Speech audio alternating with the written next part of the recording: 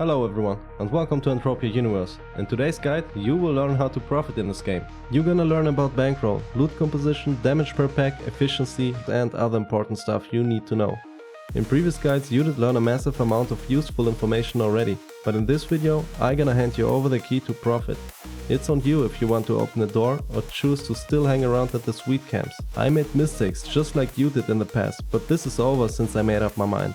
I hope that you make up your mind too after this guide, so make sure to not skip this one, because this is the most powerful guide you will find out there. First of all, I want to make clear that reputation is everything in Entropia. If you fuck up your reputation, you're done, better delete your account. It's a real cash economy game with an awesome community.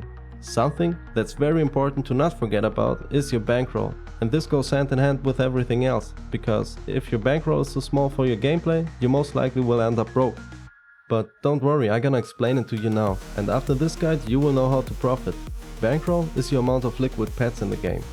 If you have 10,000 PD on your pet card, then you got a 10,000 PD bankroll. Your goal is to not become broke. You have to generate profit out of your 10,000 PD. This you can only do if you hunt mobs that actually give you marked up. The system by design returns you less than you spent, otherwise a floating economy wouldn't even exist. We got ups and downs. Those ups and downs make your bankroll important. Your job is to cover the downswing with marked up, as good as possible, until you get back to the upswing. Long term you should expect a return in the range of 96%, depending on your looter skill and efficiency of your weapon. Now, I guess you ask yourself, how do I cover the downswing? Don't worry, that's where most people struggle, you're not the only one out there. It's important to understand loot composition in combination with marked up. There are different mobs with different loot tables. You want to find the most profitable mob in the current market. The demand of something in the market changes a lot. That's why it's important to understand what a loot table is. The loot table defines what items an entity drops upon death.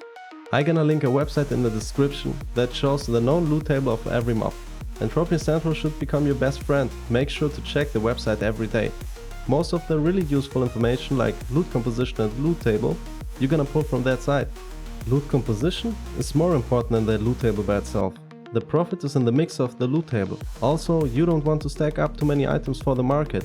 If you have a limited pet card, you always want to keep cycling your pets. Make sure that your bankroll could survive a full week of hunting without selling stuff. This gives you the ability to wait until the market goes up before you choose to sell for a higher profit. In other words, that way you stretch your marked up. It's a real difference if you sell 10k nanocubes for 101% or wait until the market allows you to sell for 103. That's a 200 pet difference already. Let's say your return is always 85% because you enjoy a very bad downswing. Then you have to find a mob that gives you at least 116% after marked up if you want to keep constant profit. It's safe to say that you should change the mob if you see that it drops less than 106% marked up within 1 hour. Consistency is key. If you find them up with marked up, hunt them up until there is no profit anymore. Efficiency and looter skills directly impact your minimum return. It's extremely important to have those on a high level, because they maximize your TT return and give you the ability to increase the profit you make while holding your bankroll low. Talking about profit with marked up, you increase it also by DPP, that means damage per pack. You have to understand that during a fight everything counts into a calculation in order to give you some sort of loot return. Delivering high damage but low input will result into better loot composition. There are two factors that count into this: the classic DPP based on your weapon and the more hidden value based on the total pet spent during a fight. That counts DK of armor and heals too. Your goal is to reduce heals and DK to a minimum, while increase your damage output to a maximum. This you reach by life leech and defensive skills. You can also kite mobs like I showed you in the guide before. If you didn't see it already, make sure to watch it after this one. It might save you a lot of money. Let's go ahead with the damage part that mainly impacts DPP. Damage per pack you increase with critical hits and critical damage, but also with your DPS. It's important to know that a mob regenerates its HP over time. The more time you spend killing it, the more HP it's able to regain. That results into more input, and more input is bad in this case. You want to keep your input on a minimum, only that way the system will reward you with a better loot composition, less shrapnel and more actual marked up.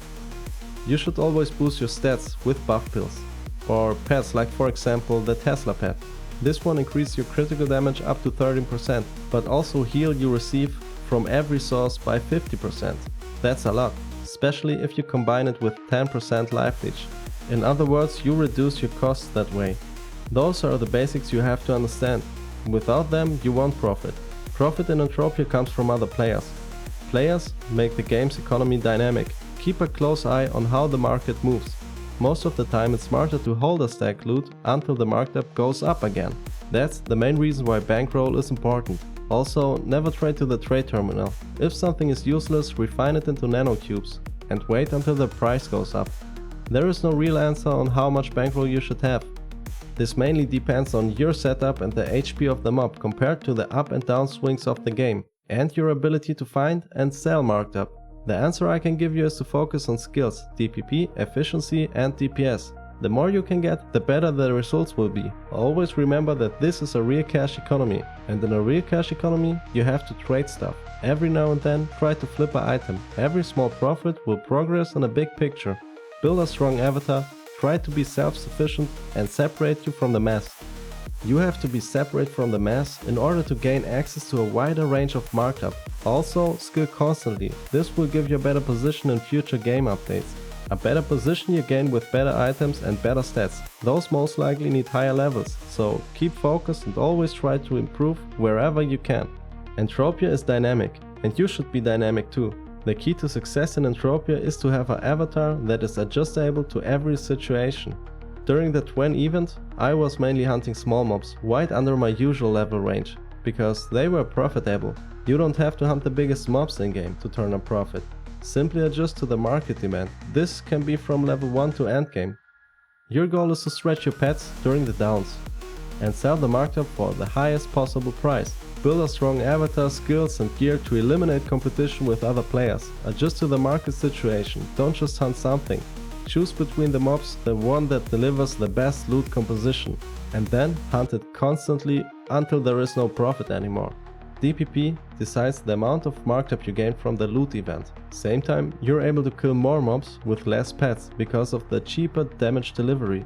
Efficiency and looter skills increase your TT return. This, in combination with DPP, leads to a lower bankroll and more profit. Use your buffs, they almost double your killing speed and deliver cheaper gameplay. You don't have a Tesla pet yet? Go and get one ASAP. All this might sound like a lot, but you get there at some point. If your time to shine didn't come today, after this guide I'm sure that it will come tomorrow. So stay tuned for more guides, leave a like and subscribe to the channel.